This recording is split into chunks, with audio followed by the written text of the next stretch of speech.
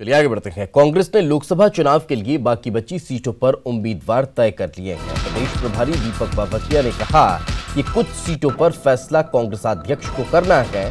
उन्होंने बताया कि खंडवा से अरुण यादव, गुना से ज्योतिरादित्य सिंधिया चुनाव मैदान में है। सिंधिया की पत्नी चुनाव नहीं लड़ रही है। छिंदवाड़ा से नकुल नाथ चुनाव लड़ेंगे। वहीं 3 सीट के बारे में फैसला पार्टी नेतृत्व को करना है। आज प्रत्याशियों की लिस्ट जारी हो सकती है। तो ये बड़ी खबर निकलकर सामने आ रही है कि लगभग सभी नाम तय कर लिए गए हैं। बस बाकी जो 3 सीटें हैं वो 3 सीटों पर पेंच फंसा हुआ है। वो भी जल्द जानकारी निकलकर सामने आएगी कि आखिर उन पर भी क्या फैसला लिया गया है।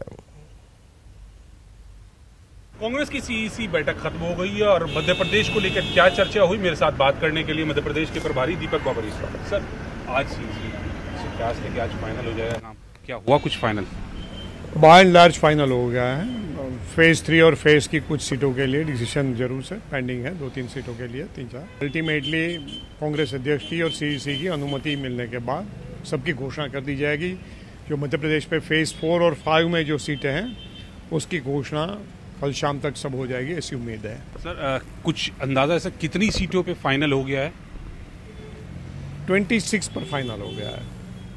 26 सीट फाइनल हो गई है, टोटल हो गई। अब सीईसी नहीं होगी, सिर्फ लिस्ट आएगी। अभी सीईसी नहीं होगी, जो पेंडिंग है, जो 5-6 सीटें पेंडिंग जो है, जिसमें कांग्रेस अध्यक्ष डिसाइड करेंगे। वो जैसे जैसे कांग्रेस अध्यक्ष की ऑफिस से क्लियरेंस आता रहेगा उसके हिसाब से वो डिक्लेयर होती रहेगी। सर, बड़े नाम चल रहे थे इसमें, अरुण यादव का था, ज्योतिरादित्य से will be contesting from Khandwa, निश्चित है। ज्योतिरादित्य सिंधिया, उनकी पत्नी प्रियराजा सिंधिया गुना से लड़ेंगे। उनकी पत्नी नहीं लड़ रही है, ऐसा जो है संकेत है। अजय सिंह को भी काफी नाम चल रहा था। विवेक तनखा, सभी जो है, आपको मैं विवेक तनखा जी और अजय सिंह जी सबके बारे में कल शाम तक सभी घोषणाएं हो जाएंगी।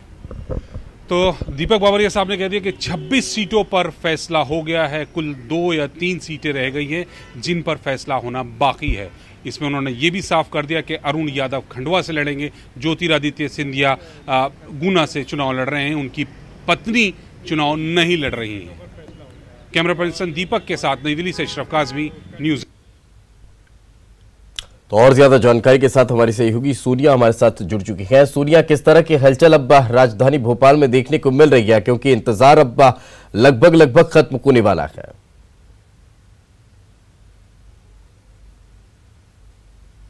कह रहे हो, और लगातार कांग्रेस ने 3 दिन के गहन मंथन के बाद अब करीब 26 सीटों पर नाम तय कर लिए हैं। वो 26 नाम जो होने वाले हैं वे काफी अहम साबित होंगे, क्योंकि जिस तरीके से कांग्रेस ने फिलहाल नामों को डिस्क्लोज नहीं किया है, लिस्ट औपचारिक तौर पर जारी नहीं की है, ऐसे में बीजेपी और कांग्रेस दोनों में ही गहमा गहमी है। क्योंकि जिस तरीके से टिकट काटने की बात लगातार सामने आ रही थी परफॉर्मेंस के चलते, तो उसी आधार पर जो पूर्व प्रत्याशी रहे हैं उनकी भी टेंशन काफी बढ़ी हुई है कि क्या उनको टिकट दिया जाएगा या नहीं दिया जाएगा, या उनका टिकट जो है वो काट दिया जाएगा किन्हीं जो सूत्र है उनके हिसाब से। और क्योंकि अगर देखा जाए जिस तरीके से बीजेपी भी लगातार सीटों को होल्ड करके रखे हुए है, 18 सीटों पर नाम आ चुके हैं, लेकिन 11 सीटों पर नाम जो है वो अभी भी होल्ड करके रखा हुआ है। तो दोनों पार्टियों ने फिलहाल पहले आप का जो फॉर्मूला है उसको अपनाया हुआ है। विधानसभा को देखते हुए कांग्रेस अपनी उसी रणनीति पर काम कर रही है कि पहले बीजेपी नाम घोषित करे, उसके बाद उनके जो प्रत्याशी है उनके खिलाफ कौन स्ट्रॉन्ग कंटेंडर होगा, इसको लेकर आखिरी मोमेंट भी नाम चेंज किए जा सकते हैं। इस तरीके की तमाम बातें सामने आ रही है। और जिस तरीके से कांग्रेस का साफ तौर पर अभी कहना है प्रदेश प्रभारी दीपक बावरिया का कि 26 सीटों पर नाम तय हो गए हैं, लेकिन फिर भी जो बड़ी सीटें हैं, अजय सिंह की सीट हुई या फिर विवेक तनखा की सीट हुई, इनके बारे में कहा जा रहा है कि अजय सिंह लगातार सीधी से टिकट की बात कह रहे थे और उन्होंने एक बयान भी दिया था कि फुटबॉल वो बन गए हैं, जहां से उनको पार्टी कहेगी वहां से वो लड़ लेंगे। विधानसभा के वक्त भी उन्होंने सीधी से टिकट मांगा था, सतना से दिया गया और यही कारण है कि वो हार गए। और कुछ इसी तरीके का बयान उन्होंने अभी दिया कि जहां से कहा जाएगा वहां से वो चुनाव लड़ने के लिए तैयार हैं। वहीं अगर विवेक तनखा की बात की जाए तो वो जबलपुर से अपने नाम को लेकर काफ़ी कमलनाथ से भी बात कर चुके हैं। हालिया में उनका एक ट्वीट भी आया था जिसमें उन्होंने कहा था कि जबलपुर की जनता के विकास के लिए वो पूरा प्रतिबद्ध है और उनके विकास के काम करेंगे। तो इनडायरेक्ट वे में उन्होंने अपने आप को दावेदार पेश कर दिया था जबलपुर सीट से। हालांकि अभी जिस तरीके से प्रदेश प्रभारी दीपक बावरिया का बयान सामने आया है तो दोनों सीटों को होल्ड कर लिया गया है। इनके अलावा कुछ और ऐसी बड़ी सीटें हैं जिनको होल्ड किया गया है। तो ऐसे में जब तक नाम औपचारिक तौर पर ऐलान नहीं हो जाता तब तक ये जो टेंशन है वो प्रत्याशियों के मन में बीजेपी और कांग्रेस दोनों में लगातार इसको लेकर हलचल बनी हुई है। जी बिल्कुल, चलिए बहुत बहुत शुक्रिया सोनिया इस तमाम जानकारी के लिए। लेकिन साथ में रहें, आगे भी आपसे चर्चा करेंगे। यानी कि समझा जा सकता है कि इंतजार अब लगभग खत्म होने वाला है और उम्मीद अब यही जताई जा रही है कि आज शाम तक का इन प्रत्याशियों के नामों का ऐलान हो जाए। आगे बढ़ते हैं, इधर खंडवा से अरुण यादव को उम्मीदवार बनाने के बावरिया के बयान के बाद समर्थकों में खुशी है। गांधी भवन में समर्थकों ने आतिशबाजी की। खंडवा के वर्तमान सांसद नंद कुमार सिंह चौहान ने कहा कि मैदान में कोई आ जाए उन्हें कोई फर्क नहीं पड़ता। है उससे मेरे को कोई लेना देना नहीं। यहाँ पे तो भारतीय जनता पार्टी मैदान में उतर चुकी है। मेरा एक एक कार्यकर्ता खुद उम्मीदवार बनकर यहाँ पे चुनाव लड़ेगा। लोकसभा के चुनाव में यहाँ के मतदाता कांग्रेस को सबक सिखाएंगे। तो आज वही बीजेपी का अगर जिक्र किया जाए तो बीजेपी की भी लिस्ट आज आ सकती है। बीजेपी के 11 जो प्रत्याशी है उनके नामों का ऐलान होना बाकी है, उनका इंतजार किया जा रहा है। बाकी बचे 11 प्रत्याशियों के ऐलान की संभावना जताई जा रही है। कौन होंगे बीजेपी की वो 11 दिग्गज, इस पर लगातार मंथन जारी है और संभवतः आज वो ऐलान किया जा सकता है। प्रत्याशियों का पहले ही ऐलान कई जो बाकी इससे पहले 18 प्रत्याशियों का ऐलान बीजेपी कर चुकी है। आज बाकी बचे 11 नामों पर ऐलान हो सकता है। तो लगातार मंथन चल रहा है, बैठकों का दौर जारी है और उसके बाद इनका नाम फाइनल होगा। और ज्यादा जानकारी के साथ हमारी सहयोगी सोनिया हमारे साथ लगातार बनी हुई है। सोनिया, कांग्रेस की तरफ से तो हम उम्मीद जता ही रहे हैं कि आज शाम तक का कांग्रेस की लिस्ट जारी हो जाएगी, लेकिन बीजेपी को लेकर किस तरह की तैयारियां हैं, क्या जानकारी?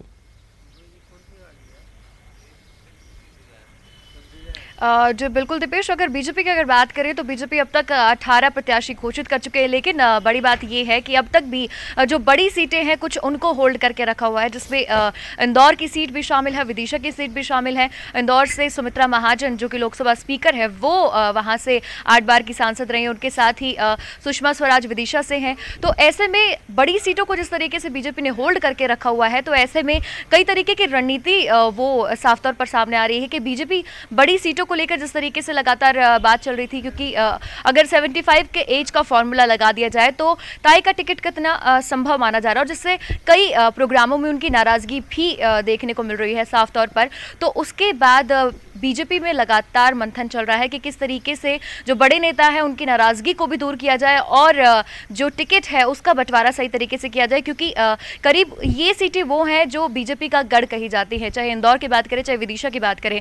उसके अलावा अभी 11 सीटें होल्ड पर रखी गई है जिन पर नाम अभी फिलहाल घोषित नहीं किया गया है। तो ऐसे में बीजेपी हर तरीके से अपना जो प्रत्याशी है उसको तमाम समीकरणों को साधते हुए ही नाम घोषित करना चाहते हैं। और जिस तरीके से भीतरघात का भी लगातार मामला सामने आ रहा है कि अगर एक टिकट पे प्रत्याशी घोषित कर दिया जाता है तो तमाम उस पे विरोध भी शुरू हो जाता है। फिर चाहे हिमाद्री सिंह की बात करें कि ज्ञान सिंह उनका विरोध करने पर उतारू हो गए थे, जिनका टिकट काट दिया गया था। तो ऐसे में बीजेपी पहले ही डैमेज कंट्रोल करते हुए कि अगर जिन सांसदों का टिकट काटा जा रहा है तो उनसे लगातार बात करके कि आगे क्या किया जा सकता है, क्या बेहतर हो सकता है, उनको पहले ही मनाकर और कि जिनके रूठने की संभावना बहुत ज्यादा है, पहले ही उन्हें मना लिया जाए, पहले ही उन्हें समझा लिया जाए कि यही वजह है और इस वजह से ये फैसला लेना पड़ रहा है, और अगर ये फैसला नहीं लिया तो पार्टी को इसका खामियाजा भुगतना पड़ सकता है। इस तरह की सीख देकर, इस तरह की समझाइश देकर और फिर फैसला बीजेपी की तरफ से लिया जा रहा है। बहुत बहुत शुक्रिया सोनिया इस तमाम जानकारी के लिए। आगे बढ़ते हैं, इधर खरगोन लोकसभा सीट से बीजेपी का उम्मीदवार घोषित होने के बाद अब कांग्रेस के उम्मीदवार को लेकर चर्चा तेज होने लगी है। कांग्रेस गृह मंत्री बाला बच्चन की पत्नी प्रवीणा बच्चन को उम्मीदवार बना सकती है।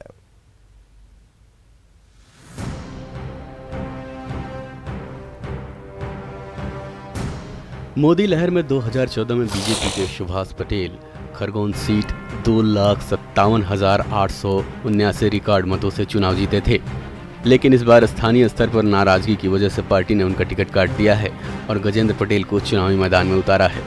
कांग्रेस ने अपना प्रत्याशी घोषित नहीं किया है, लेकिन कांग्रेस की तरफ से गृह मंत्री बाला बच्चन की पत्नी प्रवीणा बच्चन के नाम की अटकलें तेज हैं।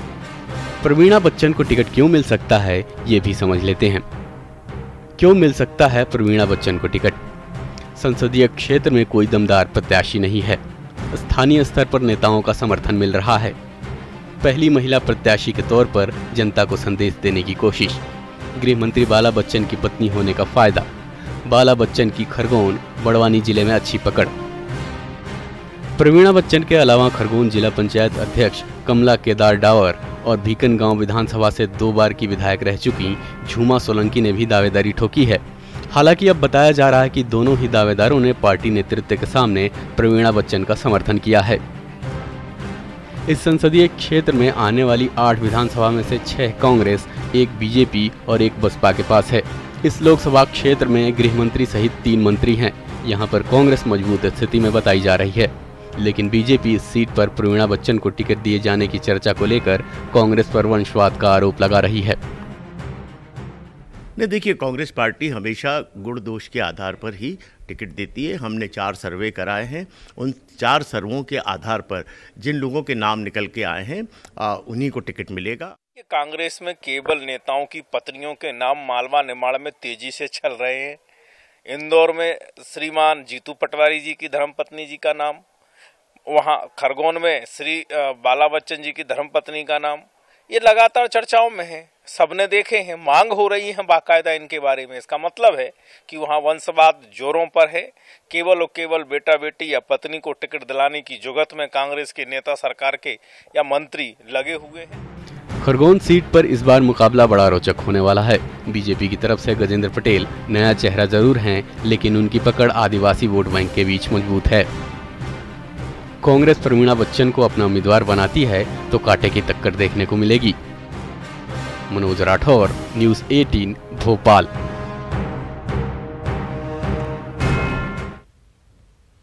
उन्नीस से लगातार रतलाम झाबुआ सीट कांग्रेस का गढ़ रही है। इस लोकसभा सीट में कांग्रेस को लेकर एक अनूठा मिथक जुड़ा हुआ है।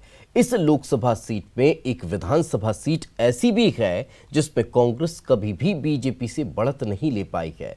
और क्या यह सिलसिला इस बार कांग्रेस तोड़ पाएगी, यह आने वाला वक्त बताएगा।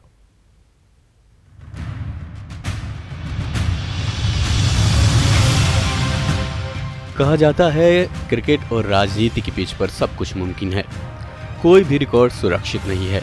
लेकिन रतलाम झाबुआ संसदीय सीट का एक ऐसा मिथक भी है जिसे तोड़ने में कांग्रेस आज तक नाकाम रही है। जी हां, ये रिकॉर्ड जुड़ा है रतलाम विधानसभा सीट के साथ, जहां कांग्रेस लोकसभा चुनाव में कभी भी बीजेपी से आगे नहीं निकल पाई है। कांतिलाल भूरिया 1998 से लगातार इस सीट पर सांसद रहे हैं, लेकिन रतलाम शहर विधानसभा से हर बार उनको मुंह की खानी पड़ी है। 2015 के उपचुनाव में भले ही कांग्रेस की जीत हुई थी, लेकिन रतलाम सीट पर कांग्रेस 40,000 वोटों से पिछड़ गई थी। रतलाम विधानसभा के मामले में 1952 से जब से लोकसभा का चुनाव हुआ, रतलाम से हम कभी भारतीय जनता पार्टी हारी नहीं है। लेकिन कांग्रेस नेताओं का कहना है कि बीजेपी धनबल, बाहुबल और सरकारी मशीनरी के दम पर रतलाम विधानसभा में लीड जुटा लेती थी। लेकिन इस बार प्रदेश में कांग्रेस सरकार बनने से हालात में सुधार हुआ है। कांग्रेस यहां से बीजेपी को कड़ी टक्कर देगी। एक संगठन स्तर पे तो हमारी कोई कमी नहीं रहती है, हम पूरी मेहनत करते हैं। पर भारतीय जनता पार्टी चूँकि पिछले 15 सालों से भी सत्ता में रही है और वहाँ उतना धन बल और बाहुबल का वो उपयोग करते हैं। बहरहाल सांसद कांतिलाल भूरिया को इस बार भी रतलाम विधानसभा की चिंता सबसे ज्यादा है। वे जानते हैं कि रतलाम में बीजेपी की मिली लीड उनके चुनावी गणित को बिगाड़ने के लिए काफी है। यही वजह है कि इस बार कांतिलाल भूरिया इस सीट पर फूंक फूंक कर कदम रख रहे हैं। सुधीर जैन, न्यूज़ 18, रतलाम। चलिए आगे बढ़ते हैं। नरसिंहपुर में पेट्रोल के टैंकर से लाखों रुपए की रकम मिली है। मुखबिर की सूचना के आधार पर देर रात एसडीएम की टीम और कोतवाली थाना पुलिस ने खैरी नाका क्षेत्र से इस टैंकर को धर दबोचा। टैंकर से करीब 22 लाख रुपए नकद मिले हैं, जो कवाला कारोबारी के बताए जा रहे हैं। टैंकर के ड्राइवर जुल्फकार अहमद को हिरासत में लिया गया है, जो उत्तर प्रदेश के अमेठी के रहने वाले बताए जा रहे हैं। पुलिस पूरे मामले की पड़ताल में लगी हुई है और जांच की जा रही है कि आखिर कहां से ये पैसा कहां ले जाया जा रहा था, किसका पैसा है और इस पूरे मामले की जांच पड़ताल की जा रही है। एक टैंकर MP 15HA 0644 इस ट्रक में हवाला का पैसा जा रहा है। सूचना अलग अलग सोर्स से 2 टीमों को मिली, क्राइम स्क्वाड को मिली, पुलिस थाने को भी सूचना मिली और दोनों ने वहाँ पे एक साथ पहुँचे और तो खैरी नाका के पास पेट्रोल पंप पर SDM साहब के नेतृत्व में वहाँ पर हमने पैसे उस टैंकर से जब्त किए हैं। अभी हम पैसे गिन रहे हैं, जैसा कि बताया गया कि हवाला का पैसा है। तो और ज्यादा जानकारी के साथ हमारे सहयोगी आशीष जैन हमारे साथ जुड़ चुके हैं। आशीष, क्या अभी तक कोई खुलासा हो पाया इस पूरे मामले को लेकर? कौन ये शख्स क्या है, कहाँ लेकर जा रहा था इतनी रकम? जी दीपेश, ये जुल्फकार अहमद हैं और ये अमेठी के रहने वाले हैं। यदि टैंकर की बात करें तो टैंकर सागर पासिंग का है और यहाँ से जब वो वापस जा रहा था, सागर की दिशा की ओर जा रहा था, तो नरसिंहपुर के बाहरी इलाके में इसको पकड़ा गया है। किसी मुखबिर की सूचना के आधार पे ये कार्रवाई की गई है, लेकिन ये बात अभी तय नहीं हो रही कि किसके लिए पैसे लेके जा रहे थे। लेकिन ये तय है कि ये हवाला का पैसा था, ये पुलिस बता रही है, लेकिन किस बाबत ये पैसा कहाँ से उठाया गया था, इस बात की सारी जांच अभी जारी है। बिल्कुल, चलिए बहुत बहुत शुक्रिया इस तमाम जानकारी के लिए। तो ये थे हमारे सहयोगी आशीष जैन जो बता रहे हैं कि अभी फिलहाल जांच चल रही है और जांच की बात की स्पष्ट हो पाएगा कि आखिर इतनी रकम किस कार्य के लिए और कहां ले जाई जा रही थी। लेकिन फिलहाल जो प्रारंभिक तौर पर जानकारी मिली है कि मुखबिर की सूचना के आधार पर ये कार्रवाई की गई है।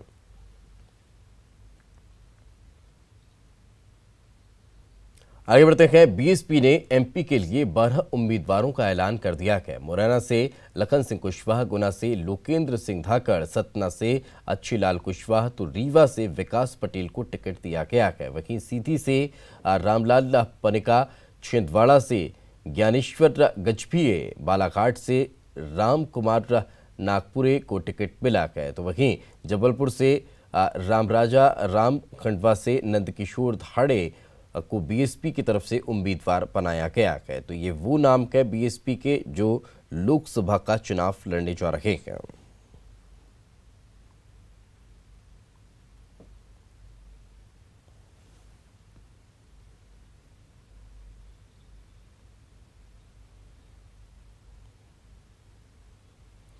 इसी के साथ इस बुलेटिन में फिलहाल इतना कि हमारी पहुंच आपकी ताकत है। आप मध्य प्रदेश की खबरों को देखने के लिए आप लॉग ऑन कर सकते हैं news18mpcg.com। हमारा फेसबुक पेज है /news18mp, ट्विटर हैंडल है @news18mp और हमारा यूट्यूब चैनल है /news18mp छत्तीसगढ़। तो देखते रहिए News 18।